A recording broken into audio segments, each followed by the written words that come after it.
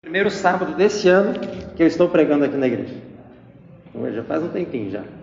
É sempre bom poder compartilhar a palavra de Deus com os irmãos. Eu fiquei pensando que mensagem que eu traria para os irmãos nessa manhã. O título da mensagem é Quem é Jesus? A princípio pode parecer um título bastante simples, uma mensagem bastante simples. Nós vamos ver que a mensagem de hoje é uma mensagem bastante complexa e profunda.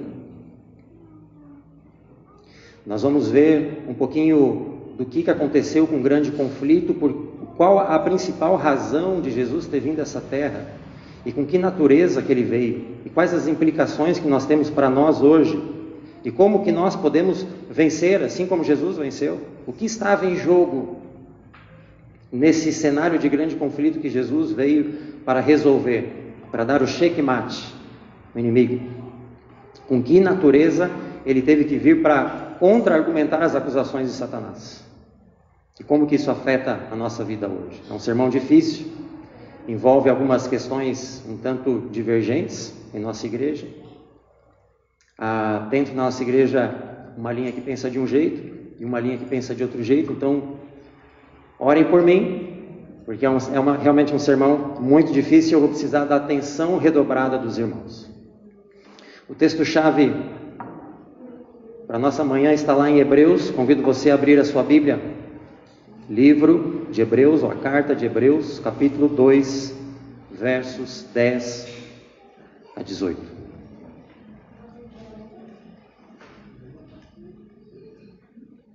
Epístola aos Hebreus, capítulo 2, a partir do verso 10.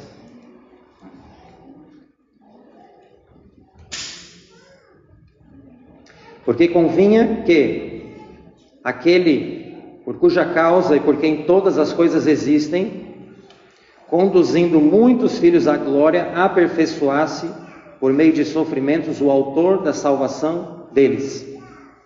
Veja, aqui está falando que Jesus, ele foi aperfeiçoado. De que modo? Através do sofrimento. Pois tanto o que santifica como os que são santificados, todos vêm de um só. Por isso é que ele não se envergonha de lhes chamar irmãos. Jesus, ele veio como um de nós. E ele não se envergonha de chamar-nos de irmãos. E assim como ele venceu e ele nos santifica, e ele se santificou, assim também ele nos santifica. Continua dizendo: a meus irmãos declararei o teu nome, cantar-te-ei louvores no meio da congregação. E outra vez, eu porei nele a minha confiança. E ainda, eis aqui estou eu e os filhos que Deus me deu. Verso 14. Visto, pois, que os filhos têm participação comum do quê? De carne e sangue, destes também ele igualmente participou, para que por sua morte destruísse aquele que tem o poder da morte, a saber, o diabo.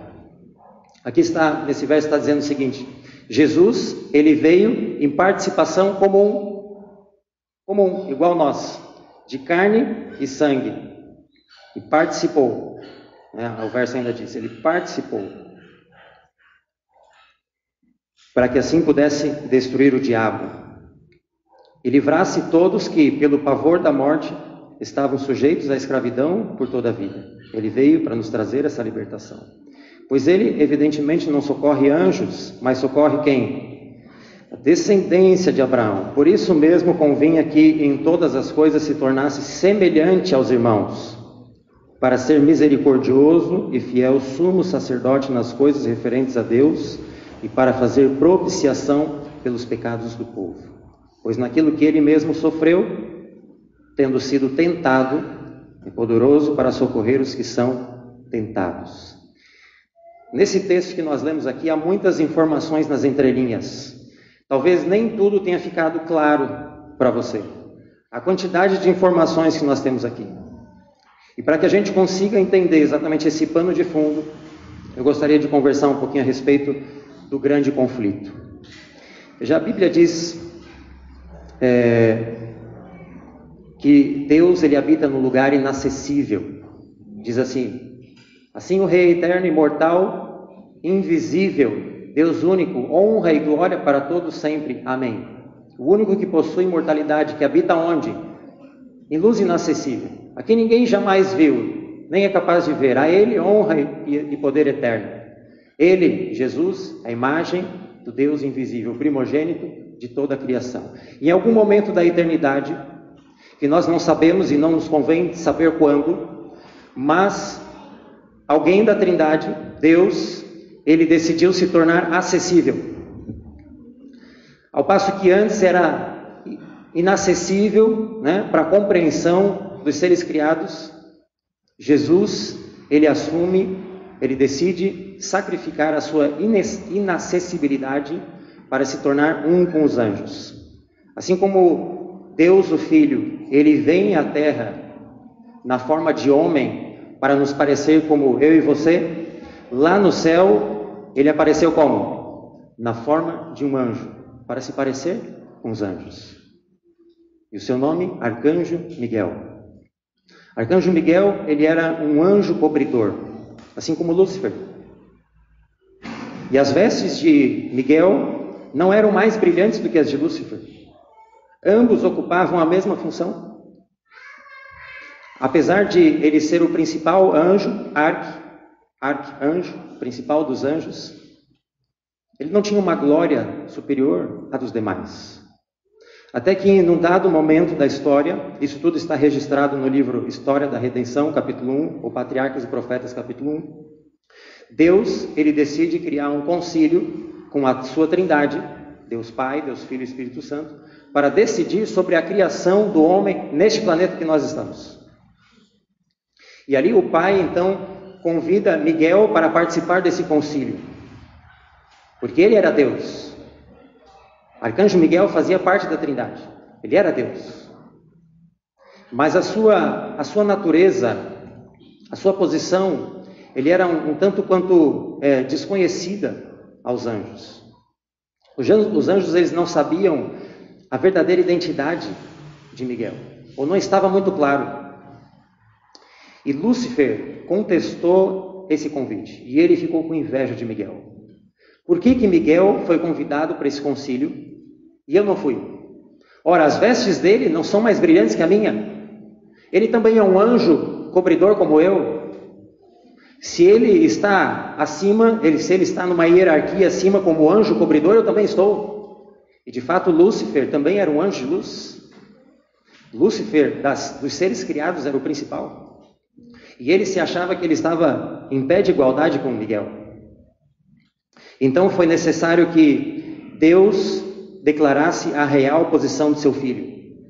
E Deus então explica para os anjos que Miguel era Deus, que aquele era o seu filho, eterno, honrado e que deveria ser adorado.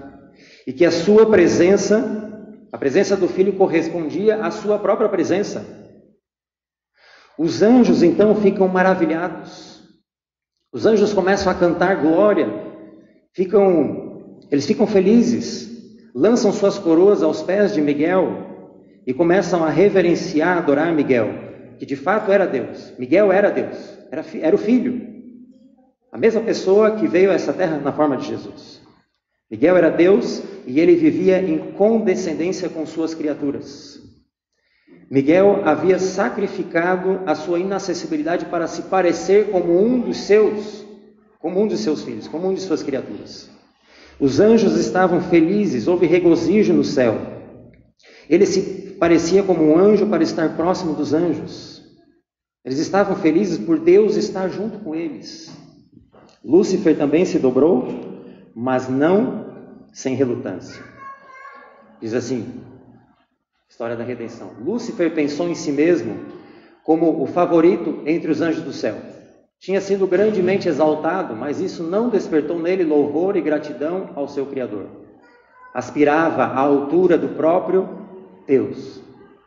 Gloriava-se na sua altivez. Sabia que era honrado pelos anjos. Tinha uma missão especial a executar. Tinha estado perto do grande Criador e o resplendor incessante da gloriosa luz que cercava o eterno Deus tinha brilhado especialmente sobre ele. Pensava como os anjos tinham obedecido ao seu comando com grande entusiasmo. Não era seu vestuário belo e brilhante? Por que devia Cristo ser assim honrado? acima dele. Veja, aqui então surge o pecado num universo que até então havia sido perfeito. Ellen White diz que não há explicação para o pecado. Como que surgiu o pecado é um mistério.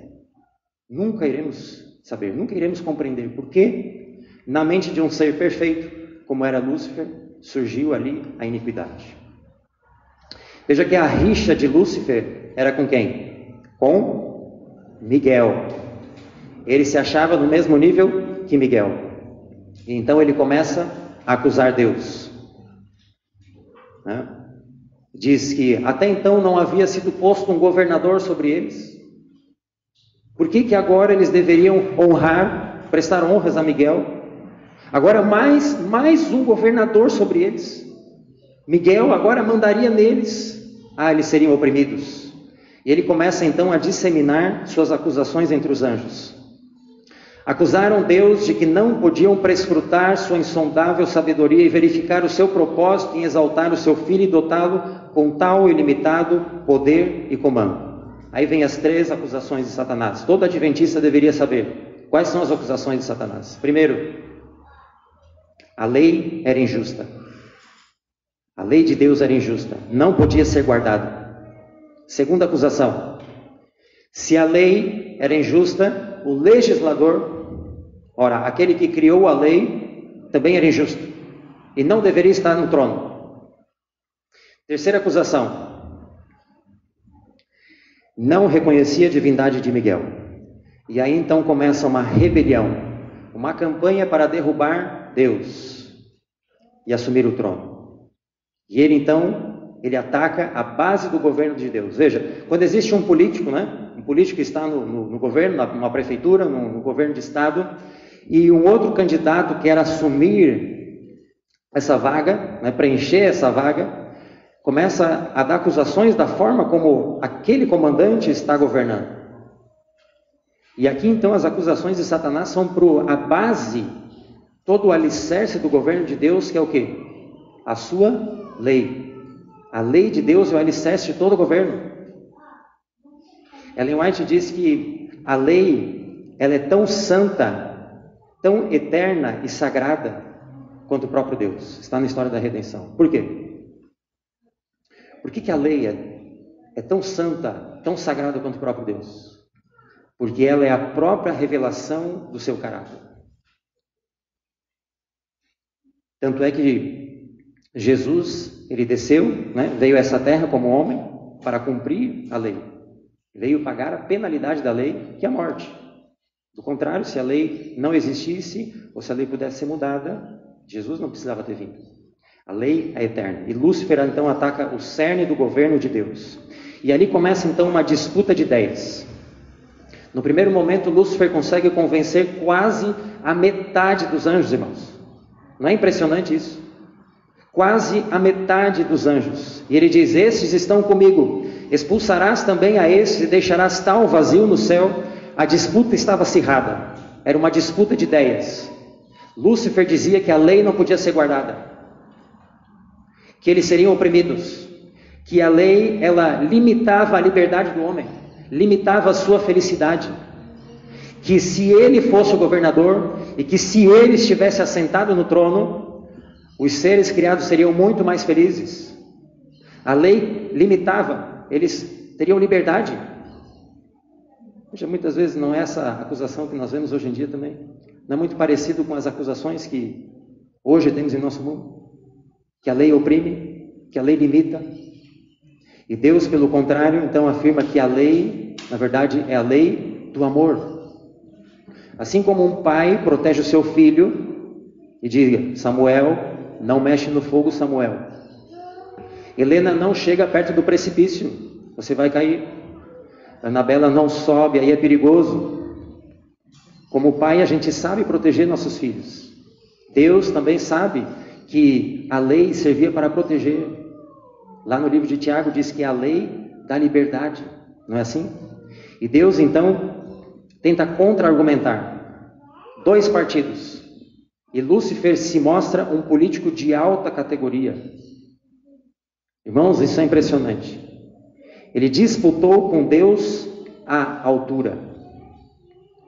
Lúcifer, ele então aponta a terça parte que restou como prova de que realmente a lei poderia ser quebrada e que agora eles estavam muito melhores. Veja só essa terça parte. Agora sim nós somos felizes. Essa era a argumentação de Satanás.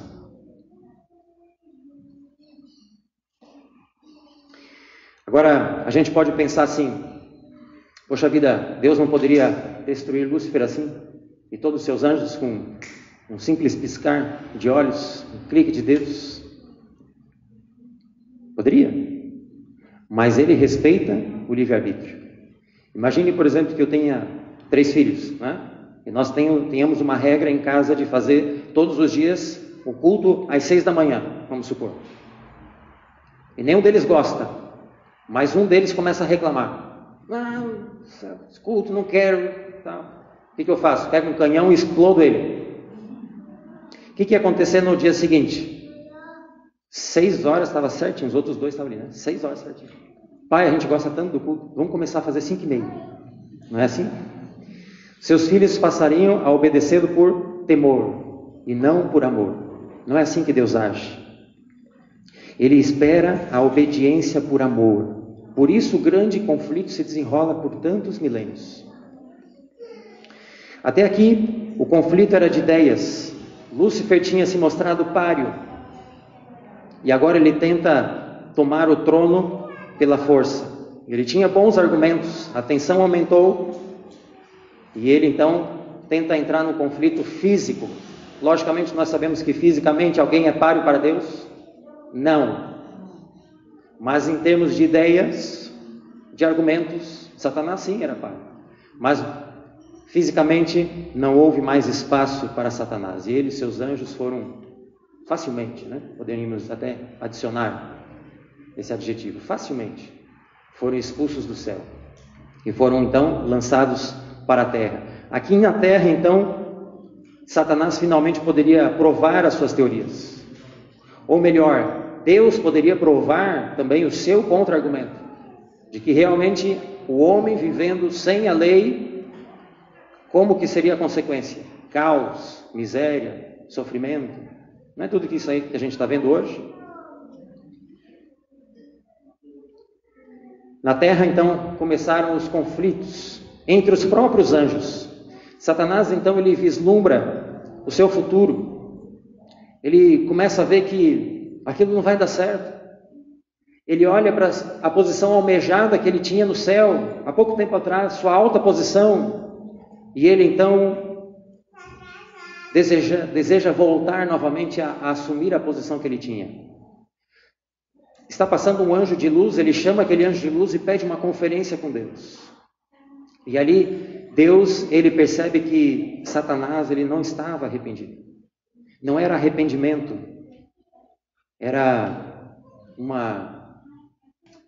o orgulho ainda estava saliente. Ele desejava a sua posição, ele desejava retomar a glória que ele tinha.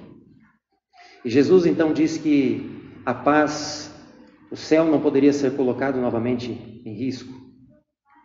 E Satanás então, ele, com ódio redobrado, ele se volta para Deus, para Adão e Eva, e tenta arrebatar de Deus Adão e Eva.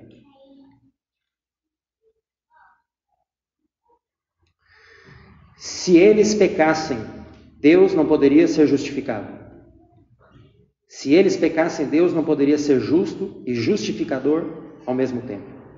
Pecado tem preço. Se Deus abonasse Adão e Eva, caso eles pecassem, deveria aboná-lo também. Ali diz, a luta iniciada no céu em torno da lei de Deus continuou na terra, desde a expulsão de Satanás do céu. Então agora, Lúcifer volta todas as suas atenções para derrubar Adão e Eva. E Satanás, ele exulta com a queda do homem. E ele então mostra como uma prova de que a lei não podia ser guardada. Ele exulta tanto com a queda de Adão e Eva e mostra então uma evidência clara. Era uma evidência clara, sim ou não? Era uma evidência real, está ali. Adão e Eva caíram. Está provado, ele disse. Está provado, o homem não consegue guardar a lei. A lei de Deus é um fardo. Adão, o primeiro homem a reivindicar a ideologia de Satanás. Veja só, Satanás, o anjo caído, declara que nenhum homem seria capaz de guardar a lei de Deus. Quando? Após a desobediência de Adão. Satanás alegava ser impossível para os seres humanos guardarem a lei de Deus. Impossível. Ele tinha um forte argumento, irmãos?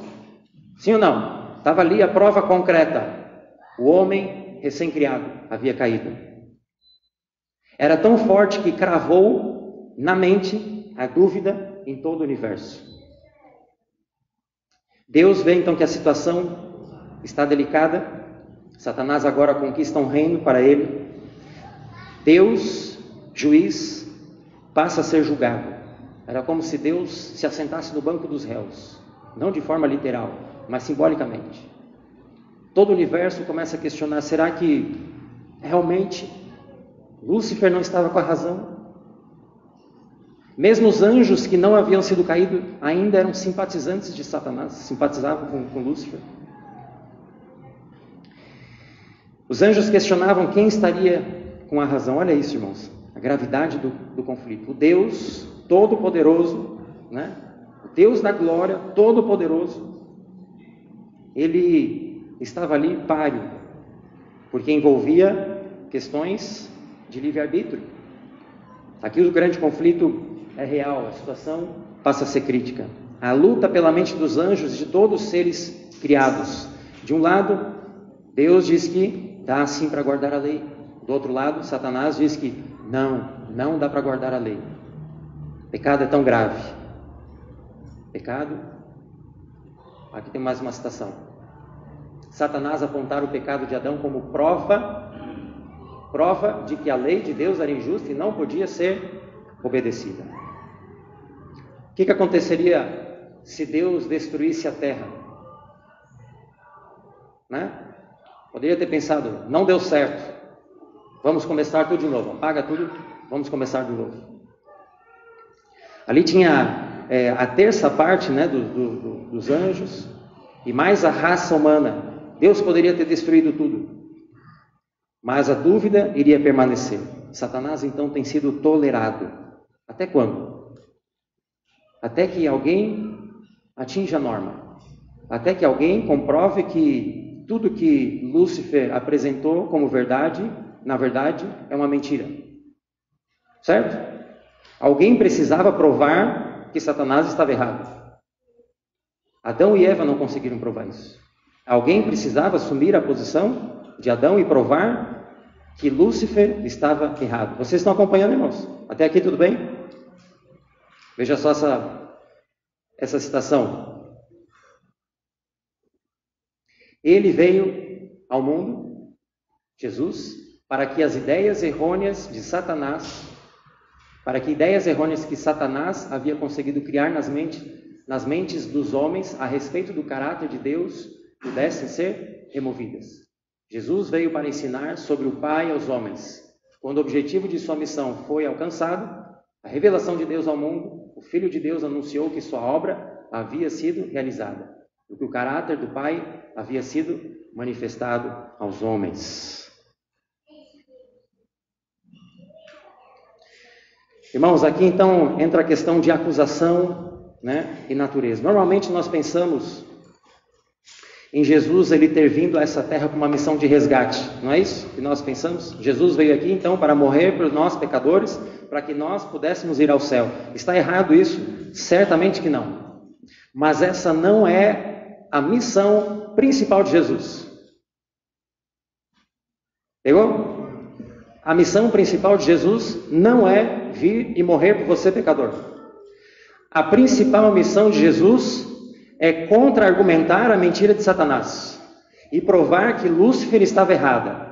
Essa é a primordial missão, essa é a principal missão, que as ideias errôneas que Satanás havia conseguido pudessem ser removidas. Essa é a principal missão. A segunda missão é então vir, morrer e pagar a penalidade do pecado. Essas são as duas missões.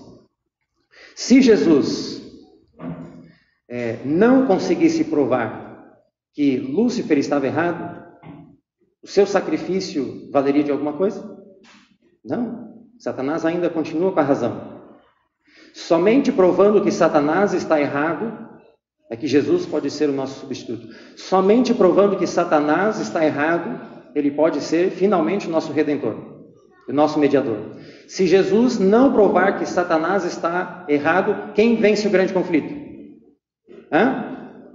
Satanás. De nada vale seu sacrifício. Se ele não provar, Satanás ele vence o grande conflito. Então a minha principal missão é provar que Satanás está errado no grande conflito. Veja, então vamos pensar em duas opções de acusação. Qual era então a real acusação de Satanás? E aí nós temos uma dicotomia, né? Uns pensam de uma forma, outros pensam de outra. Vamos analisar em conjunto, tá bom? Vamos pensar que a acusação de Satanás seja essa: seres não caídos não conseguem guardar a lei. Ok? Primeira opção. Segunda opção. Não, a acusação de Satanás não foi essa. Foi de que seres caídos não conseguem guardar a lei. Ok? Duas opções de acusações de Satanás. Satanás pode ter argumentado que seres não caídos não conseguem guardar a lei. Ou Satanás pode ter argumentado que seres caídos não conseguem guardar a lei. Qual foi a real acusação de Satanás? Antes de vermos qual acusação foi, vamos ver as implicações disso. Ora, se a acusação de Satanás é que seres não caídos não conseguem guardar a lei, Jesus ele veio com uma natureza não caída. Certo? Agora, se a acusação real de Satanás é que seres caídos não conseguem guardar a lei, é necessário que Jesus tenha vindo com o quê? Uma natureza caída. Já vamos nos aprofundar, aguenta aí. É isso que nós chamamos de natureza pré-lapsariana, uma natureza não caída, ou uma natureza pós-lapsariana, uma natureza caída. O que é lapsariana, pré-pós-lapsariana? Lapso quer dizer queda. Então, pré-lapsariana é antes da queda, e pós-lapsariana depois da queda. Ok? Então, quando falamos uma natureza pré-lapsariana, estamos dizendo que é uma natureza antes da queda, ou uma natureza não caída. Quando falamos natureza pós-lapsariana, falamos uma natureza depois da queda, ou uma natureza caída. Até aqui tudo bem? Veja, se Jesus assumiu uma natureza não caída, acusação A. Que acusações de Satanás ele provaria que era mentira? Que seres não caídos não conseguiriam guardar a lei. Ok? Se Jesus veio com uma natureza não caída, ele provaria que seres não caídos conseguem sim guardar a lei. E refutaria a mentira de Satanás. Pergunto, Jesus precisaria provar isso ao universo, sim ou não? Vi alguns balançando a cabeça que não. Verdade, Jesus não precisaria provar isso. Por quê? Porque já existia outros 2/3 de anjos no céu e outros seres em outros mundos que foram criados por Deus, que Ellen White revela isso. Existem outros mundos que foram criados por Deus que não caíram em pecado. Ora, já não seriam eles prova viva de que a lei poderia ser sim guardada para seres não caídos? Que seres não caídos realmente conseguem guardar a lei? Sim. Sim. Se o Filho de Deus Altíssimo houvesse tomado a carne humana apenas para provar que seres sem pecado, com natureza sem pecados, podem guardar perfeitamente a lei de Deus, teria havido uma humilhação infinita para provar o que já estava obviamente provado. Inúmeros seres não caídos já haviam provado isso. Por que Jesus teria que provar isso novamente? Não faz sentido. Ter passado por uma infinita humilhação para provar o que já estava obviamente provado? Considere isso. Não faz sentido. Não poderia haver maior, mais custoso, mais trágico exercício de futilidade. Não foi para isso que Jesus veio. Jesus veio para provar o que já havia sido provado? Certamente que não. Então essa não era a acusação de Satanás. Não era essa a acusação de Satanás. Algumas pessoas dizem assim: não, mas então Jesus ele veio com uma natureza metade não caída, uma metade caída. Metade caída em termos de corpo físico. Então Jesus ele veio com um corpo, uma natureza caída, porque ele tinha fraquezas, ele era suscetível a ter doenças, fragilidades, ele era suscetível à morte. Mas ele teria vindo com uma natureza não caída espiritual. Ou seja, sem inclinações e tendências ao pecado. Agora pense o seguinte: se Jesus ele tivesse vindo parcialmente como Adão e parcialmente como a minha natureza, o que ele teria provado? Que alguém com uma natureza metade pré e metade pós consegue guardar a lei de Deus. Agora eu pergunto para você: quem existe nessa natureza? Alguém? Não existe ninguém com essa natureza. Estaria provando que alguém com uma natureza que não existe, que alguém com uma natureza metade pré, metade pós, conseguiria guardar a lei. A que grupo ele estaria representando? Que tipo de humanidade é essa? Isso não existe. Finalmente, a acusação B. Somente com Jesus tomando a natureza caída e provando que, na natureza caída, a obediência à lei de Deus é possível, ele finalmente prova que Satanás está mentindo. Quando disse que os filhos e filhas de Adão não podem obedecer à lei de Deus. Não foi essa a citação que a gente leu, na verdade, sobre os anjos? Satanás, o anjo caído, declara que nenhum homem seria capaz de guardar a lei de Deus após a desobediência de Adão. Essa é a afirmação que Ellen White faz. Satanás alegava ser impossível para os seres humanos. Que seres humanos? Os seres humanos que nasceram após a desobediência de Adão guardarem a lei. Então a mentira de Satanás é afirmar que homens caídos não conseguem guardar a lei de Deus. Essa é a acusação de Satanás. Então Cristo ele vem para mostrar que essa mentira, essa acusação é mentira. E o único que provou que Satanás está errado é quem? Jesus. Jesus, somente ele veio com uma natureza não caída e não pecou. Veja, aqui temos algumas citações. Satanás, o anjo caído, declara que nenhum homem podia guardar a lei de Deus. Quando? Depois da desobediência de Adão. Ele alegava que toda a raça humana estava sob seu domínio. Satanás declarou que era impossível a quem? Aos filhos e filhas de Adão. Quem são os filhos e filhas de Adão? Somos eu e você, irmão. Nós somos os filhos de Adão. E Satanás declarou que era impossível a nós, a eu e você, guardarmos a lei de Deus. E assim acusou Deus de falta de sabedoria e amor. Veio ao nosso mundo para manter um caráter puro e sem pecado. E para o quê? Refutar a mentira de Satanás, de que não era possível aos seres humanos guardar a lei de Deus. Cristo veio viver a lei em seu caráter humano. Como? Vamos ler junto? Exatamente na maneira pela qual todos podem viver a lei. Olha aí. Na natureza humana, se procederem como Cristo procedeu. Foram tomadas amplas providências para que o homem finito e que? Decaído, possa estar tão ligado com Deus que por meio da mesma fonte pela qual Cristo venceu em sua natureza humana, ele consiga resistir firmemente a apenas algumas das tentações. É isso que está escrito? A quantas das tentações? Todas, como Cristo o fez. Então veja, Jesus ele vem para derrubar a acusação de Satanás e também nos dar um exemplo de que nós podemos ser como quem? Como ele. Como ele.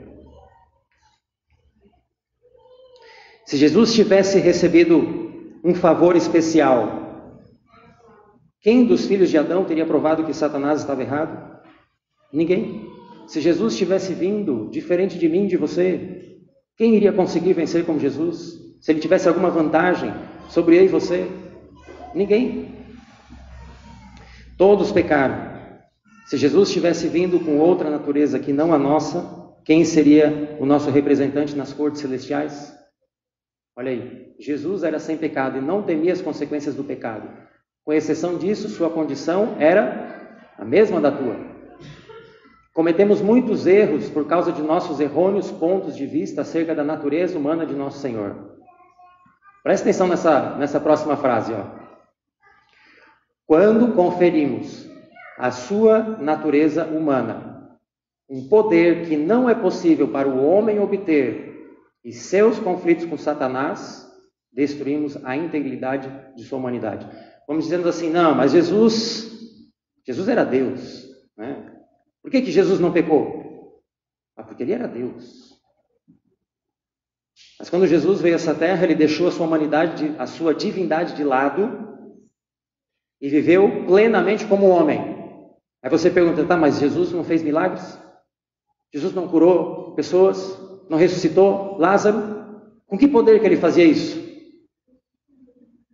Com o seu próprio poder? Não, com o poder do Espírito Santo. Tanto é que depois, quando os discípulos receberam a chuva temporã, Pedro, a própria sombra de Pedro, não ressuscitava os mortos? O mesmo poder que Jesus tinha, através do Espírito Santo, estava disponível para que nós pudéssemos vencer os conflitos com Satanás. Da mesma forma, sua condição era a mesma da tua. Vamos avançar. Temos aqui alguns textos de Ellen White, eu gostaria que você prestasse atenção. Vamos ler algumas citações, tá? Eu peço que você mantenha a sua atenção em foco, ok? Vamos ler alguns textos. A grande obra da redenção só poderia ser realizada ao tomar o Redentor o lugar de Adão caído. Ok, isso aí nós já vimos, né? Então, Jesus ele veio para assumir a posição do homem caído, lugar de Deus caído. O Rei da Glória propôs humilhar-se até o nível da humanidade caída. Ele tomaria a natureza do homem caído, engajar-se-ia na luta contra o forte inimigo que triunfou sobre Adão. Mais uma citação. A grande obra da redenção poderia ser levada a efeito pelo Redentor somente se ele tomasse o lugar do homem caído. Ao ser Adão assaltado pelo tentador, nenhum dos efeitos do pecado estava sobre ele, mas ele estava cercado pelas glórias do Éden. Não foi assim com Jesus. Está entendendo? Quando Adão caiu em pecado, ele tinha tudo para dar certo. Ele não tinha uma natureza caída, né? Ele não tinha o meio que ele vivia, era todo perfeito. Não foi assim com Jesus, pois carregando as fraquezas da humanidade degenerada, ele adentrou o deserto para lidar com um poderoso adversário, para que pudesse erguer o homem das profundidades de sua degeneração. Também Jesus disse que ele tomaria a natureza decaída do homem, e sua força não seria nem mesmo igual a deles. Foi por ordem de Deus que Cristo levou sobre si a forma e a natureza do homem caído. Foi por ordem de Deus que Cristo levou sobre si a forma e a natureza do homem caído. E a gente poderia continuar, irmãos. Irmãos, eu estou montando uma apresentação de slides com aproximadamente, já estou chegando no slide 100. Estou colecionando o texto de Ellen White. Estou colecionando, são muitos textos. A grande obra da redenção podia ser efetuada apenas pelo Redentor, tomando lugar do decaído Adão. Agora chegamos nos slides azuis. Os slides azuis são especiais, tá, irmãos? Eu separei os slides azuis. Eu gostaria que quando chegasse nos slides azuis, você acordasse, tá bom? Presta bastante atenção nesses textos. Os slides azuis são os textos principais. Desejados de todas as nações, página 49. Teria sido uma quase infinita humilhação para o Filho de Deus revestir-se da natureza humana, mesmo quando Adão permanecia em seu estado de inocência no Éden. Olha, aqui Ellen White está dizendo o seguinte, olha, se Jesus tivesse vindo com uma natureza pré-lapsariana, ou seja, com a natureza de Adão antes da queda, ou seja, em seu estado de inocência no Éden, só aí já teria sido quase uma infinita humilhação, né? Jesus, Deus Todo-Poderoso, descer na posição de um homem sem pecado, sem natureza pecaminosa, já teria sido uma infinita humilhação. Mas, continua dizendo, Jesus aceitou a humanidade quando? Quando a raça havia sido enfraquecida por 4.000 anos de pecado.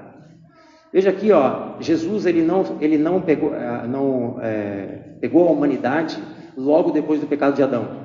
Foi pior ainda, porque foi a humanidade depois de ter sido enfraquecida por 4.000 anos de pecado.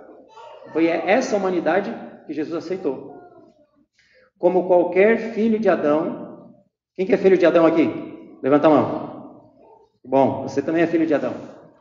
Como qualquer filho de Adão, aceitou os resultados da operação da grande lei da hereditariedade.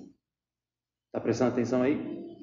O que esses resultados foram, manifesta-se na história de seus ancestrais terrestres. Você sabe quem são os ancestrais terrestres de Jesus? É só olhar ali, Mateus, né? Ali tem a genealogia de Jesus. Foi descendente de, quem poderíamos citar aí? Raabe, prostituta, né? Foi ancestral de Jesus. Ruth, moabita, adoradora de ídolos. E mais, Davi, né? O adúltero, o assassino. Raabe, já falei. Todos esses, Jesus aceitou os resultados da hereditariedade. Veio com essa hereditariedade para partilhar de nossas dores e tentações e dar-nos o exemplo de uma vida, impecável. Mais um. Cristo no ermo deserto não se achava em posição tão favorável para resistir às tentações de Satanás como Adão quando foi tentado no Éden. Foi pior ainda. O Filho de Deus humilhou-se e tomou a natureza humana depois de haver a raça vagueado 4.000 anos fora do Éden e do seu estado original de pureza e retidão. O pecado tinha imposto seus terríveis estigmas ao gênero humano por séculos. E olha só o que diz, ó. E a degenerescência física, está prestando atenção aí? Mental e moral prevalecia por toda a humanidade humana. Ah, irmão. Então Jesus ele não poderia ter vindo com natureza metade pé, metade pós, certo? Porque que tipo de humanidade que ele aceitou? Degenerescência física, mental e moral. Foi o pacote completo, irmão. Pacote completo. Não foi só a carne, não. Foi o pacote completo. Mente, moral e física. Cristo no deserto da tentação ficou no lugar de Adão para suportar a prova que ele deixou de resistir. Ali Cristo venceu em lugar do pecador. 4.000 anos depois de Adão volver as costas à luz de seu lar. Separado da presença de Deus, a família humana, a cada geração sucessiva, estivera se afastando mais e mais da pureza, sabedoria e conhecimento originais que Adão possuía no Éden. Ok? As gerações foram passando ao longo desses 4.000 anos e cada vez mais se degradando, piorando. Cristo suportou os pecados e fraquezas da raça humana, tais como existiam quando ele veio à Terra, para ajudar o homem. Em favor da raça, tendo sobre si as fraquezas do homem caído, devia ele resistir às tentações de Satanás em todos os pontos em que o homem seria tentado. Não precisamos classificar a obediência de Cristo por si mesma como alguma coisa para a qual ele se achava particularmente adaptado. Olha aí, irmãos. Vai tomando nota aí. Por sua especial natureza divina, pois ele se encontrava diante de Deus como representante do homem, foi tentado como substituto e fiador do homem. Se Cristo possuísse um poder especial que o homem, que eu e você, não temos o privilégio de possuir, Satanás ter-se-ia aproveitado desse fato. Satanás diz assim, opa, pera lá, tem maracutaia aí. Esse Jesus aí veio diferente dos filhos de Adão. Esse Jesus aí tem um poder especial para vencer o pecado que os outros não têm. Não era isso que Satanás teria acusado a Deus? A obra de Cristo era tirar das reivindicações de Satanás o seu domínio sobre o homem. Provar que Satanás estava mentindo. De que sim, como homem, tentado como homem, prestando a obediência de um homem, o homem poderia finalmente vencer. O grande mestre veio ao nosso mundo, não somente para fazer expiação pelo pecado, mas também para ser um mestre, tanto por preceito como pelo exemplo. Veio mostrar ao homem como guardar a lei na humanidade, de modo que ele não tivesse, ele quem? Nós, não tivéssemos nenhuma desculpa para seguir o seu próprio critério imperfeito. Vemos a obediência de Cristo. Sua vida era sem pecado. A obediência durante toda a sua vida é uma censura à humanidade desobediente. A obediência de Cristo não deve ser posta de lado como se fosse completamente diferente da obediência que Ele requer de nós individualmente. Cristo nos mostrou que é possível para toda a humanidade obedecer às leis de Deus. Ele não apenas foi feito carne, mas foi feito à semelhança de... Poxa, agora a Ellen White pegou pesado, né? Poxa, agora eu não esperava isso de Ellen White, você pode pensar. Será que Ellen White está errada? Poxa, daí já é apelação. Agora Ellen White está apelando, né? Não é? Poxa, carne pecaminosa. É isso mesmo que a gente está lendo ali? Ele não apenas foi feito carne, mas foi feito à semelhança da carne pecaminosa. Não foi uma pretensa humanidade que Cristo tomou sobre si. Não foi uma humanidade de mentirinha, irmãos. Não foi essa humanidade que Jesus tomou. Uma humanidade de mentirinha. Ele tomou a natureza humana e viveu a natureza humana. Ele estava rodeado de fraquezas. Exatamente aquilo que você deve ser, ele o era em natureza humana. Ele tomou nossas fraquezas. Ele não somente foi feito carne, mas foi feito à semelhança da carne pecaminosa. Agora, para que a gente possa entender que termos uma carne pecaminosa, isso não é considerado pecado, a gente precisa reconstruir a ideia do que é pecado. Você precisa apagar aí tudo que você aprendeu sobre o que é pecado e reaprender novamente o que é pecado. Porque, assim como os pré-lapsarianos, os pós-lapsarianos também acreditam que Jesus era 100% Deus. Veja, aqui está uma lista de coisas que tanto um lado quanto o outro acreditam. Tanto aqueles que são pré-lapsarianos como os que são pós-lapsarianos, tanto um quanto o outro acreditam que Jesus era 100% Deus, ok? Jesus era 100% homem. Todos eles acreditam que Jesus nunca pecou, que Jesus podia sim ser tentado e que Jesus podia ter pecado. Acreditamos assim, Jesus ele realmente poderia ter caído. Jesus poderia ter falhado. Alguns que afirmam que isso é uma afronta a Deus. Imagina, blasfêmia. Dizer que Jesus poderia ter caído em pecado. Blasfêmia, irmão. Né? Os irmãos católicos, muitos protestantes, afirmam que Jesus não podia ter caído em pecado. Nós, como adventistas, cremos, mesmo os pré-lapsarianos creem que Jesus, sim, poderia ter caído em pecado. A diferença então está aqui. Uns acreditam que Jesus veio com natureza não caída, pré-lapsariana, e outros acreditam que Jesus veio com natureza caída, pós-lapsariana.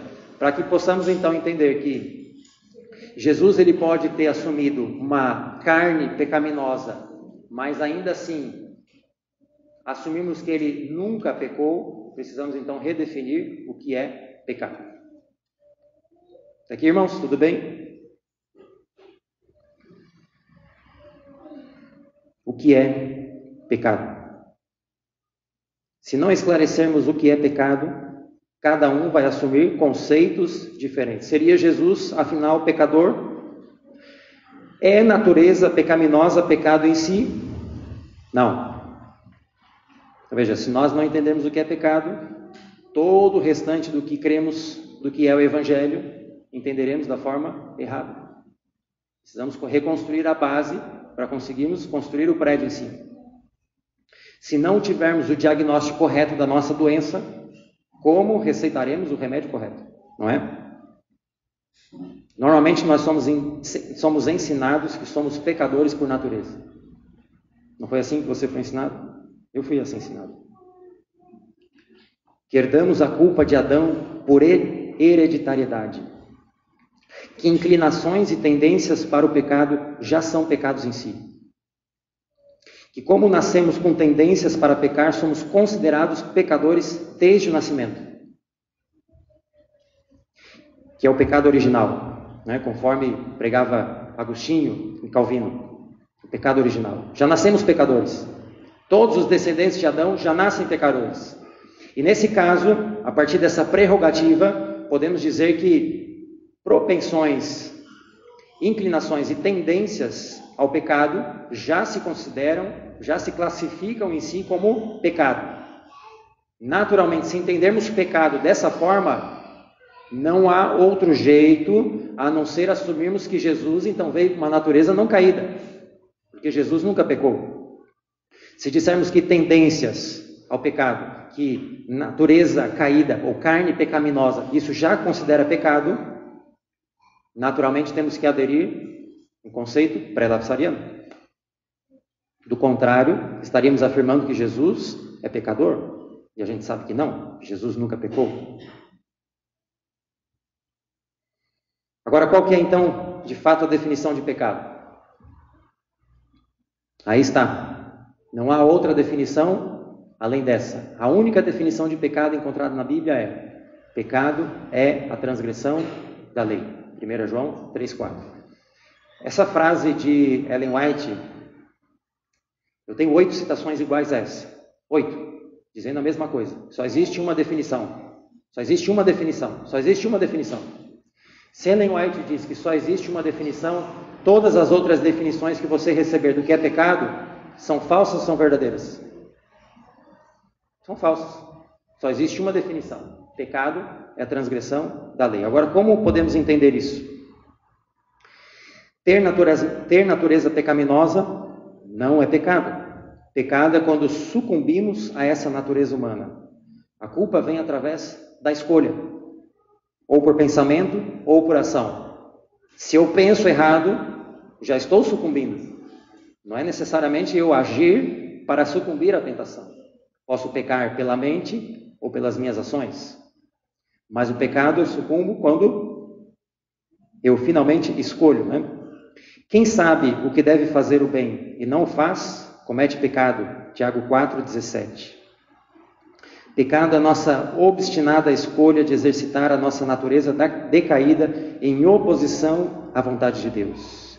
Não nascemos pecadores desde o nascimento, irmãos. Não nascemos pecadores desde o nascimento. A Bíblia diz que os pais não levarão a culpa dos filhos. Filhos não levarão a culpa dos seus pais. Não é assim que diz? Como podemos ser naturalmente culpados pelos pecados dos nossos pais? Por hereditariedade. Se filhos não recebem a culpa pelos pecados de seus pais, não nascemos pecadores. Nascemos com propensões ao pecado, com tendências. Isso sim nós herdamos. Uma vontade, inclinações. E assim podemos dizer que Jesus ele podia ter paixões, inclinações, sem ser pecador. Irmãos, as tentações que Jesus teve no deserto eram reais. Às vezes a gente diz assim, né? A gente pensa assim, né? Transformar a pedra em pão, né? Se ajoelhado me adorares, lança-te daqui, os anjos. Irmãos, aquilo ali para Jesus, ele era inclinado àquilo. Você consegue entender isso? De que Jesus ele realmente foi tentado a fazer aquilo. Se a gente pudesse dizer assim, era como se os olhinhos brilhassem, né? Se for usar uma outra linguagem. Jesus ele tinha inclinação natural para aquilo. Aquilo foi uma tentação, foi difícil de vencer, irmão. Foi difícil para Jesus. Ele realmente foi tentado e realmente ele poderia cair. Mas graças a Deus, ele não caiu. E infelizmente, todos nós sucumbimos a essa natureza, caímos em tentação e pecamos. Mas é tentação pecado? É tentação pecado?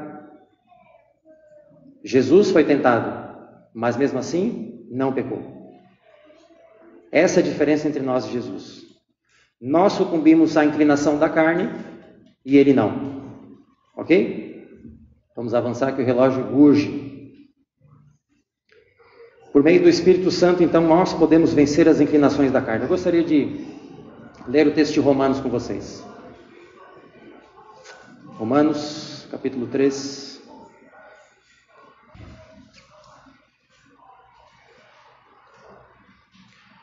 Romanos, capítulo 8. Versos 3 a 11. Porquanto, o que for impossível à lei, no que estava enfermo pela carne, isso fez Deus enviando o seu próprio Filho, em semelhança do quê? De carne pecaminosa. E no tocante ao pecado. E com efeito condenou Deus na carne o pecado. Você pode dizer assim, irmão, mas era semelhante. Mas semelhante também não é diferente. Não é? a fim de que o preceito da lei se cumprisse em nós, que não andamos segundo a carne, mas segundo o Espírito. Então, quer dizer, Jesus ele veio semelhante à nossa carne pecaminosa e venceu com efeito a condenação de Deus na carne. Mesmo em carne, ele conseguiu condenar o que éramos acusados, a fim de que, pelo Espírito, pudéssemos vencer a carne. Verso 5. Porque os que se inclinam para a carne, cogitam das coisas da carne, mas os que se inclinam para o Espírito, das coisas do Espírito. Porque o pendor da carne dá para a morte. Veja aqui, a gente já tem exatamente os dois lados, né? A carne e Espírito. Carne leva para a morte, mas o Espírito para a vida e paz. Carne leva ao pecado. E Jesus ele vem em semelhança dessa carne pecaminosa. Verso 7. Por isso o pendor da carne é inimizade contra Deus, pois não está sujeito à lei de Deus, nem mesmo pode estar. Portanto, os que estão na carne não podem agradar a Deus. Vós, porém, não estáis na carne, irmãos. Vós, porém, não estáis na carne, mas no Espírito, se, de fato, o Espírito de Deus habita em nós. E se alguém não tem o Espírito de Deus, o Espírito de Cristo, esse não é dele. Se, porém, Cristo está em vós, o corpo, na verdade, está morto por causa do pecado, mas o Espírito é vida por causa da justiça. Podemos, então, vencer a carne pecaminosa, através do Espírito. Se habita em vós o Espírito daquele que ressuscitou a Jesus dentre os mortos, este mesmo que ressuscitou a Cristo Jesus dentre os mortos, fará o quê? Vivificará também o vosso corpo mortal, por meio do seu Espírito que em vós habita. Veja qual que era então a diferença entre nós e Jesus. Havia alguma diferença entre nós e Jesus? Havia, irmãos. Havia. Qual que era a diferença entre nós e Jesus? Jesus, ele já nasceu batizado pelo Espírito Santo. Ele não foi gerado pelo Espírito Santo. Desde o nascimento, ele foi batizado pelo Espírito Santo. E com isso ele conseguiu abafar as suas próprias inclinações, que sua natureza tinha tendência a pecar. Ok? Está dando para entender? Ele veio com uma natureza caída, tinha propensões, tinha inclinações, mas ele não caía.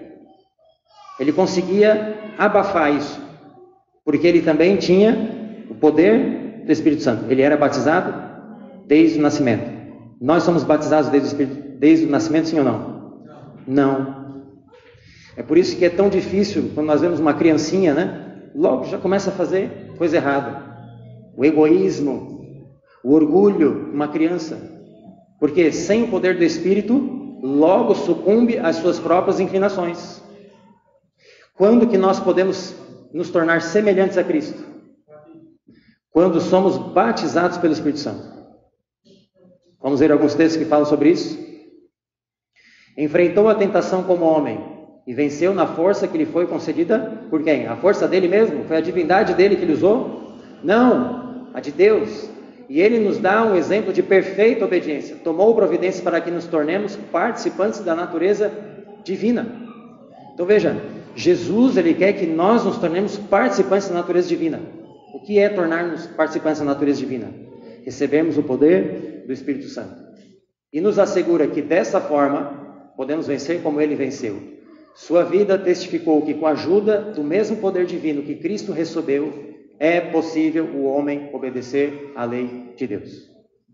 Tenho recebido cartas afirmando que Cristo não podia ter tido a mesma natureza que o homem, pois nesse caso teria caído sob tentações semelhantes. Não é muitas vezes o que afirmam para nós, o que muitas vezes nós somos ensinados assim, de que não, imagina, Jesus não podia ter a mesma natureza que nós, senão ele teria caído sob tentações. Ora, se não possuísse natureza humana, não poderia ter sido exemplo nosso. Se não fosse participante de nossa natureza, não poderia ter sido tentado como o homem tem sido tentado. Se não lhe tivesse sido possível ceder à tentação, se ele estivesse blindado, se ele tivesse alguma vantagem que eu e nós não temos, não poderia ser nosso auxiliador. Era uma solene realidade essa de que Cristo veio para ferir as batalhas como homem, em favor do homem. Será que Jesus ele já sabia quando ele veio nessa terra que ele iria vencer? Era uma real possibilidade. A sua queda. Ele poderia ter falhado. Sua tentação e vitória nos dizem que a humanidade deve copiar o modelo. Deve o homem tornar-se participante da natureza divina. Mais um. Depois da queda do homem, Satanás declarou que os seres humanos tinham se provado incapazes de guardar a lei de Deus. Isso aí nós já vimos, né? Vimos que a acusação que Satanás fez é a acusação B, não a acusação A. De que o homem, depois da queda, não poderia guardar a lei de Deus. Essa é a acusação B. E procurou arrastar consigo o universo nessa crença. As palavras de Satanás pareciam verdadeiras. Ora, Adão e Eva caíram. Todo mundo caiu. E assim, toda a humanidade foi caindo em pecado. Mas Cristo veio para desmascarar o enganador. A majestade do céu empreendeu a casa do homem. E com os mesmos recursos que o homem pode alcançar, resistiu às tentações de Satanás. Como o homem tende a elas resistir. Irmão, você pode resistir à tentação? Muita gente diz assim, irmãos, somos falhos, nós somos pecadores, né? Somos assim mesmo, vamos continuar caindo, vamos continuar pecando, não tem jeito, a nossa natureza é falha, não vamos vencer o pecado, vamos continuar pecando, e pecando. Através dos mesmos recursos que o homem pode alcançar, resistiu às tentações. Como o homem tende a elas resistir. Esta era a única maneira que o homem caído podia tornar-se participante da natureza divina. E ele vem falando, natureza divina, natureza divina. Vocês têm que se tornar participantes da natureza divina, participantes da natureza divina. O Senhor veio ao nosso mundo não para revelar o que Deus poderia fazer. Olha, irmãos, mas o que o homem poderia fazer, por meio da fé, no poder de Deus para ajudar em cada emergência. O homem deve, mediante a fé, ser participante da natureza divina e vencer cada tentação com que é sediado. Cristo veio para nos tornar participantes da natureza divina. Sua vida declara que a humanidade unida à divindade não comete pecado. Esse é o poder da natureza divina. Se nos apossarmos dessa natureza divina, o que diz ali? Não cometeremos pecado. Irmão, não sou eu que estou falando não, irmãos. Pode falar, nossa, mas o João está falando, não sou eu que estou falando nada. Não estou falando nada, irmãos. Só estou lendo. Tá bom? Você está entendendo o que eu estou fazendo? Eu não estou falando nada. Não está saindo nada do que o João está inventando coisa. Eu só estou lendo, irmãos. Só estou lendo. Escritos inspirados. Que nós, como adventistas, cremos. Ou não cremos mais em Ellen White. Sabe, irmãos? Existe uma onda, uma leva em nosso meio de adventistas subversivos. Adventistas progressistas. E vão dizer assim, mas Ellen White não era teóloga. Ela era só profetisa. Eu sou teólogo. Eu entendo diferente. Ellen White não. Ellen White era só profetisa. Teólogo, entendeu? Vai ter gente que vai dizer isso, irmãos. Para mim, escrito de Ellen White vale tanto quanto a Bíblia. Ou não foi o mesmo Espírito que inspirou Ellen White? O mesmo Espírito que inspirou todos os escritores. Moisés, os profetas, Mateus, Marcos, Lucas, não foi o mesmo Espírito que inspirou Ellen White? Ele assumiu a natureza humana com suas debilidades, com suas deficiências, com suas tentações. Foi tentado em todas as coisas a nossa semelhança. Não exerceu em seu próprio benefício nenhum poder que o homem não possa exercer. Enfrentou a tentação como homem e venceu na força que lhe foi concedida por Deus. Ele nos dá um exemplo de perfeita obediência. Tomou providências para que nos tornemos participantes da natureza divina e nos assegura que podemos vencer como ele venceu. Sua vida testificou que com a ajuda do mesmo poder divino que Cristo recebeu, é possível ao homem obedecer à lei de Deus. Ponto. Está aqui, Satanás, sua acusação de que o homem, mesmo depois da queda, não conseguiria vencer. Aí Jesus mostra a si mesmo. Jesus mostra a si mesmo como vencedor. Porque ele, com a mesma natureza caída, Mesma natureza do homem depois da queda de Adão. Veio, participou da natureza divina, sendo homem, e venceu. E aí ele mostra que é possível ao homem obedecer à lei de Deus da mesma maneira. Deixa eu passar isso. Vamos para isso. Sempre devemos ser gratos porque Jesus provou para nós, por fatos concretos, irmãos. Não é de mentirinha, não. Por fatos concretos, que o homem pode guardar os mandamentos de Deus, contradizendo a falsidade de Satanás de que o homem não pode guardá-los. O grande mestre veio ao nosso mundo para estar à frente da humanidade, para assim elevar e santificar a humanidade por sua santa obediência a todos os requisitos de Deus, mostrando que é possível obedecer a todos os mandamentos de Deus. Ele demonstrou que é possível uma obediência que ora cai, ora levanta, que ora cai, que ora levanta, que ora cai, que ora levanta. É assim?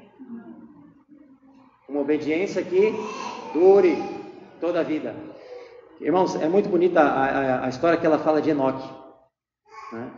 E Enoque realmente era um homem que viveu à altura dessa norma, né? E ele falava isso para os outros, para os seus outros conterrâneos. Meus amigos, ele falava, né? Podemos obedecer à lei durante toda a vida. E ele falava isso. Os conterrâneos, não, Enoque, você está errado, né? Nós somos assim, somos assados, somos assim, somos assados, né? Portanto, ele dá ao mundo homens escolhidos e representativos, assim como Enoque, como o pai deu ao filho, para exemplificar em sua vida a vida de Jesus Cristo. Irmãos, para a gente então encerrando, o relógio urge. Poderia continuar citando inúmeros textos. Eu estava conversando, né, em casa. Será que eu mostro todos esses textos? Será que eu mostro só um ou dois? Eu fiz, não, mesmo que repita a mesma informação, eu vou colocar outros textos. Poderia ter colocado mais. Mas para afirmar, irmãos, que essa era realmente a posição de Ellen White, era assim que ela cria. Se você vê algum outro texto que talvez distorce um pouco disso, são poucos textos e você tem que analisar juntamente com os outros textos de Ellen White. Então existem, por exemplo, 100 textos, vamos dizer assim, 100 textos. 90 citam isso. 10 podem citar alguma outra coisa. Você precisa entrar em acordo com os outros 90 textos, porque Ellen White, da mesma forma como a Bíblia, não pode se contradizer. Ok? Então, por exemplo, se alguém vier lhe falar assim, mas existe a carta de Baker. Talvez essa informação que eu estou jogando para você não quer dizer nada. Mas talvez se você estudar um pouquinho mais, alguém tenta contra-argumentar com você com uma tal de carta de Baker. Se você analisar a carta de Baker, é uma carta maravilhosa. Uma carta que Ellen White escreveu a um pastor na Austrália chamado Baker. Está totalmente de acordo com o que nós lemos aqui. Totalmente de acordo. Mas se você pegar um texto isolado, né, e destoar ali do que você quer, você pode apresentar uma outra mensagem para a carta de Baker. Agora, qual foi a grande tese de Ellen White a respeito da natureza de Cristo? Vamos dizer assim, o grande corpo teológico do que ela tinha para apresentar sobre a natureza de Cristo. Qual foi? O livro O Desejado de Todas as Nações. O livro Desejado de Todas as Nações foi escrito depois da carta de Baker. Ok? Caso você pense que ela tenha mudado de ideia. Não. Além disso, a carta Baker existia ali contextos, informações que nós não temos informação, porque era uma carta privada, não era como um livro. Se Ellen White tivesse algo novo a apresentar para a igreja, ela teria colocado num livro, não numa carta privada Baker. Então, tinha informações ali restritas. É como se eu digo assim, mando uma mensagem para a Vivian. Tô indo para casa, né? Mando uma mensagem. Ela diz assim, passa na padaria e compra pão. Eu digo, ok. Ela não precisa mandar uma mensagem para mim, para dizer assim, não se esqueça que nosso endereço, onde a gente mora, é rua, não sei o que, número tal, né, CEP. Não, porque são informações que são compartilhadas. Dentro de uma carta existem informações que são restritas, nós não temos acesso, mas que certamente Ellen White e Baker tinham. Irmãos, indo para o ponto final, tá? Esse aqui é o gráfico que eu apresentei para você no último sermão que eu preguei aqui na igreja no ano passado, não sei se você lembra. O que eu quero pegar desse gráfico aqui, essa última parte aqui, tá? Aqui estão os últimos acontecimentos antes da volta de Jesus.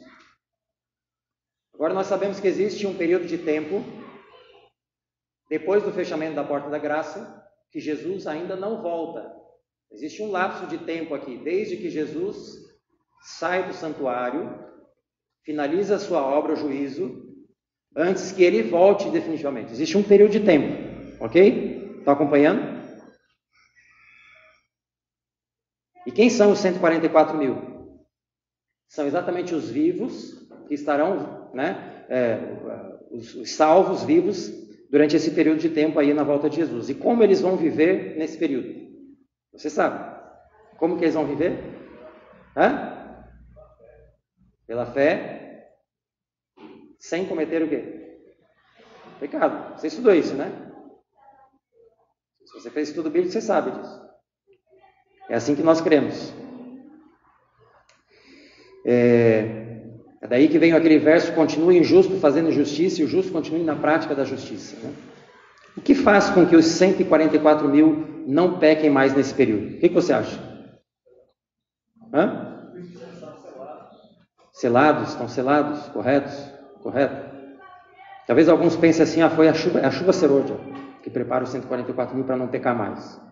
Como se fosse assim: nós pecamos, mas quando vier a chuva serôdia, aí sim vamos deixar de pecar. Muitos acreditam assim, tá? Muitos acreditam assim. Olha só o que Ellen White diz, que a chuva serôdia não cai para transformar o caráter, mas sobre aqueles que já transformaram o caráter. Olha só o que ela diz aqui em Testemunhos Seletos, volume 2, página 69. Cumpre-nos remediar os defeitos de caráter, purificar de toda contaminação o templo da alma. Então a chuva serôdia cairá sobre nós, como caiu a temporã sobre os discípulos no dia do Pentecostes. Primeiro uma coisa, depois a outra. Olha o que ela diz. Primeiro, cumpre-nos remediar os defeitos do caráter. Então, percebeu? Cairá a chuva serôdia. A chuva serôdia cai sobre aqueles que já estão santificados. Ela não vem para santificar. Agora vamos pensar em algumas implicações. Sei que o relógio está me apontando ali, mas vamos pensar em algumas implicações. Imagine você, no pensamento pré-lapsariano: nunca deixamos de pecar. Vamos deixar de pecar quando esse corpo corruptível se tornar de incorruptibilidade, naquilo que é imortal se revestir de imortabilidade. Aí sim, na glorificação, na volta de Jesus, é quando vamos deixar de pecar. Isso é como pensa um pré-lapsariano. Vamos continuar pecando por toda a vida, por causa da contaminação do pecado, que macula mesmo os nossos melhores esforços, irmãos. Ou mesmo assim, na nossa própria tentativa de vencer, podemos ser acusados como pecadores, por causa da tendência. Ok. Então o foco do pré-lapsariano está na justificação. É somente aquilo que Deus faz por mim, nunca o que eu faço. Foco unicamente no que Cristo fez por mim. Uma inevitável conclusão é: não deveríamos falar em perfeição de caráter, como pré-lapsarianos. Você concorda? Como pré-lapsarianos não podemos falar em vencer o pecado, em perfeição de caráter. Se vamos pecar somente na volta de Jesus, vamos deixar de pecar. Perfeição tem de esperar até a volta de Jesus. Infelizmente, muitos adventistas estão presos a essa teologia por partir dos pressupostos errados. Enquanto presos, as suas próprias tentativas de vencer o pecado, irmãos, para andarem no caminho da santificação, resultarão em frustração e fracasso. Estão partindo do pressuposto errado. Então retomamos novamente a questão de qual acusação Cristo refutou. A acusação A e B. Se Cristo ele veio para refutar a acusação A, o que ele teria provado para a última geração? Que quando os cristãos tiverem uma natureza não caída, aí sim eles vão conseguir vencer o pecado. E quando que os 144 mil conseguiriam essa natureza não caída? Somente na volta de Jesus. É isso que a acusação A leva a concluir. Quando que os 144 mil poderiam parar de pecar? Somente na glorificação. E é assim que nós cremos? De acordo com o gráfico, é assim que nós cremos? Não. Como viverão os 144 mil? Sem intercessor. Jesus ele já vai ter terminado a sua obra no lugar santíssimo. O juízo que começou em 1844 finalizará um pouco antes da volta de Jesus. O que nós chamamos de fechamento da porta da graça. Nesse período de tempo, não há arrependimento, não há perdão, não há intercessor. E como viverão os 144 mil?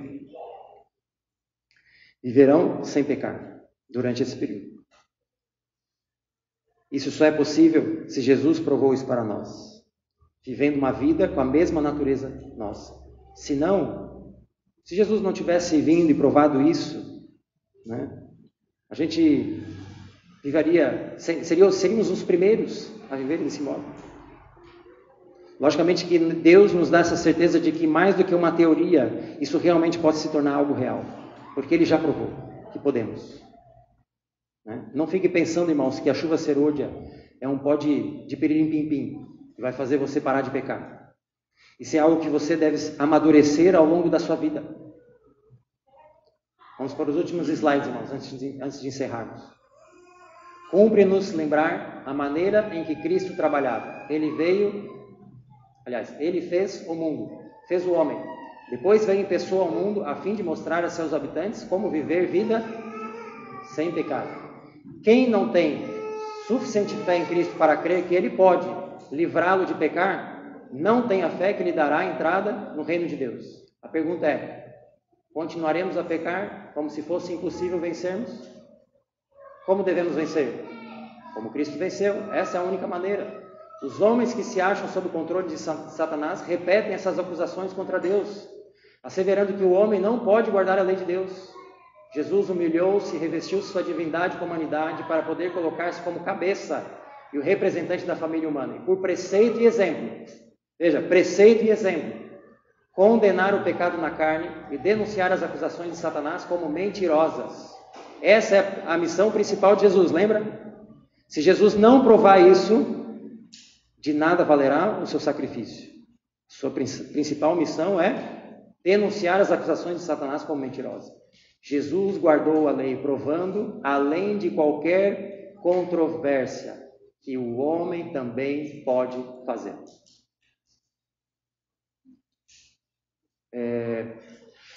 A primeira frase aqui, para nós tomarmos velocidade, diz que Cristo vai voltar em breve, né? Mas vamos nos ater aqui à última parte. Quando Ele vier, não nos há de purificar de nossos pecados, remover de nós os defeitos que há em nosso caráter. Veja só, não é isso que Jesus vai fazer na sua volta, não. Você fica achando que você vai ser, quando Jesus vier, Jesus vai transformar o seu caráter na sua volta, irmão? Você está enganado. Jesus não vai transformar o seu caráter na sua volta. Quando Ele vier, não nos há de purificar de nossos pecados, remover de nós os defeitos que há em nosso caráter, ou curar-nos das fraquezas de nosso gênio e disposição. Se acaso esta obra houver de ser efetuada em nós, sê-lo-á totalmente quando? Antes da volta de Jesus. Temos que transformar o nosso caráter antes da volta de Jesus, com a mesma natureza caída. Já estamos chegando ao fim. O Salvador mostrou, por meio de sua humanidade consumada, por uma vida de constante resistência ao mal, que com a cooperação da divindade, podem os seres humanos alcançar nessa vida perfeição de caráter. Perfeição é uma palavra difícil, né? Uma palavra um tanto contestável. Essa é a certeza que Deus nos dá de que também nós podemos alcançar a vitória completa. Voltando à questão da acusação de Satanás. A própria imagem de Deus tem de ser reproduzida na humanidade. A honra de Deus, a honra de Cristo, acha-se envolvido no aperfeiçoamento, na perfeição do caráter de seu povo. Sabe? Jesus ele já poderia ter voltado. Mas nós também precisamos reivindicar a honra de Deus, a honra de Cristo. Deus está guardando um povo para que nós também possamos ser um argumento. Para dizer, além de Jesus ter vencido, tem mais estes. Entendeu? Tem mais estes que conseguiram vencer também. E nós precisamos defender a honra. Veja, a honra de Deus, a honra de Cristo, depende de nós também, em parte. Acha-se envolvido no aperfeiçoamento do caráter de seu povo. Irmãos, antes que você saia pensando que estamos pregando sobre perfeccionismo, não é isso que estamos pregando. Fazendo um pequeno adendo. Ninguém alcança um estágio de impecabilidade, o qual não é mais possível pecar. Cheguei num nível, agora não peco mais. Não é isso que estamos pregando aqui. Nada disso. Também não é salvação pelas obras. Nem deixaremos de pecar por esforço próprio. É por mérito próprio que eu vou conseguir vencer os pecados? Não. Somente quando formos participantes da natureza divina. É esse o convite que Deus nos faz. Se você quiser vencer como Jesus venceu, você precisa ser participante da natureza divina. Mediante o quê? A fé. Somente assim podemos vencer. Nos apossarmos dessa natureza. Também nunca alcançamos um estágio de perfeição plena, pois continuaremos a crescer continuamente em graça. Quer dizer, o conceito de perfeição não é estático. Quando uma criança nasce, ela nasce sem dentes, mas é perfeita sim ou não? Para aquele estágio da vida dela, é uma criança perfeita. Uma flor, quando está crescendo, antes de se desabrochar, ela ainda não se desabrochou, mas ela não é perfeita. É perfeita. O estágio de perfeição vai à medida que crescemos em crescimento. Ao passo que quando decidimos seguir Jesus, e pecados que até então éramos desconhecidos, e vêm a nossos olhos, temos a oportunidade de vencê-los também. Jesus vai nos dando poder para vencer gradualmente, um passo de cada vez. Não é uma perfeição plena, estática, mas gradual. Além disso, há também os pecados de ignorância, o qual Deus não nos atribui culpa. Então precisamos diferenciar perfeccionismo de perfeição em Cristo.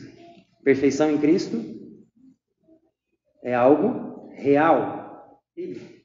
Ok? Existiu um período, um grupo de pessoas, na época de Ellen White, praticamente uma associação inteira nos Estados Unidos, que pregou exatamente isso, que era possível ser perfeito, que quando chegasse no plena perfeição não poderia pecar mais, chamava de movimento da carne santa. E eram pré-lapsarianos também. Tá? E Ellen White condenou esse grupo. Disse que era luciferiano. Ela ainda acrescenta: nunca saia de lábios santos palavras de tamanha presunção ao dizerem, eu não tenho pecado. Por que tanto se dizem santos e sem pecado, ela diz? É porque estão muito longe de Cristo. Eu nunca ousei afirmar semelhante coisa, Ellen White falando. Nunca ouvireis dizer que sou sem pecado. Mensagens Escolhidas, volume 3, página 354. Ela fala para vencer o pecado, mas não se gabar da sua santidade. Poderíamos acrescentar alguns versos, 2 Coríntios 10, 18, porque não é aprovado a quem a si mesmo se louva, e sim a quem o Senhor louva. 1 João 1, 8, se dissermos que não temos pecado nenhum, a nós mesmos nos tornamos culpados, e a verdade não está em nós. Romanos 3, 23, todos pecaram e carecem da glória de Deus. Então veja, aqueles que buscam a perfeição de Cristo, os 144 mil, qual que é o motivo da angústia deles? Por que eles passam a angústia de Jacó? E não saber se eles mesmos estão aprovados ou não. Entendeu?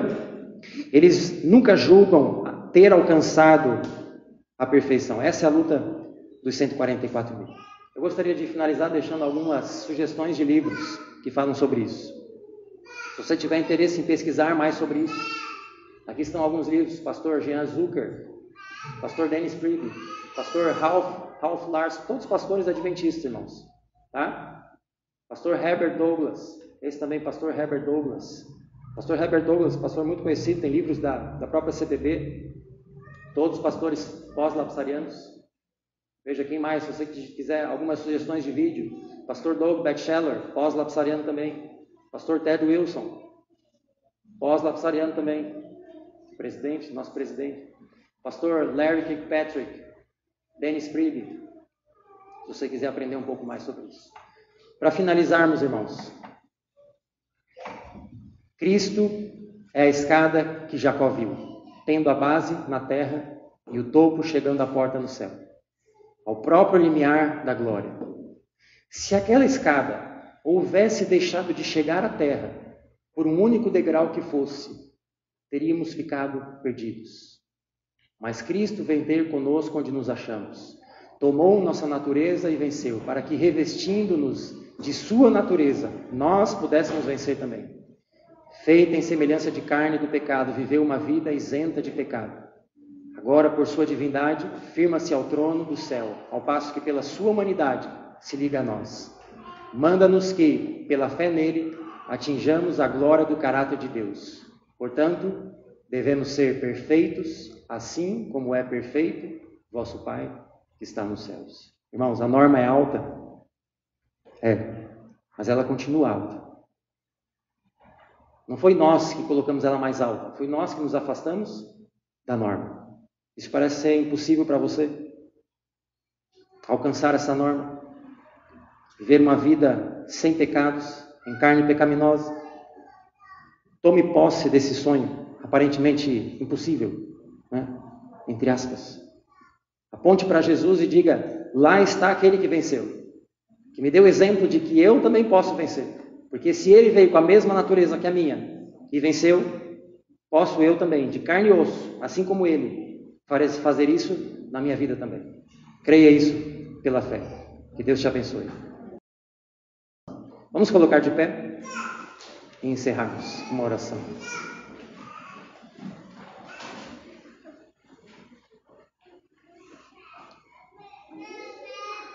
Pai Santo, Eterno Deus, obrigado porque, mais uma vez, viemos até aqui, abrimos as nossas Bíblias, abrimos também o nosso coração para recebermos a verdade. Que realmente, Pai, possamos fazer estudo desse tema, que possamos aprofundar os estudos sobre a natureza de Cristo, que Ellen White afirma que é tudo para nós, a humanidade do Filho de Deus é tudo para nós. É a corrente de ouro que liga a nossa alma a Cristo e por meio de Cristo a Deus. Que possamos continuar os nossos estudos em oração, em contrição, para que realmente possamos conhecer a verdade sobre esse tema. Se realmente, Pai, o Senhor nos pede para sermos como Cristo, que o Senhor possa nos dar o poder que Ele tinha também através do Espírito Santo, para vencermos todas as más inclinações, todas as tendências que herdamos, para que possamos também assim tornarmos participantes da natureza divina. Que o Senhor possa abençoar a cada um aqui. Que cada um aqui seja instigado por esse tema e que pesquise por si mesmo para tirar suas próprias conclusões. Para que assim também, por meio da fé, possa abraçar essa mensagem e vencer. Dá-nos um bom restante de sábado e que o Senhor continue a trilhar a nossa caminhada juntamente conosco, para que possamos fazer parte também desse grupo que chegará depois do fechamento da porta da graça e continuará vivendo conforme a dignidade de Cristo. Leva-nos em segurança para nossos lares, é o que nós te rogamos, por Jesus. Amém.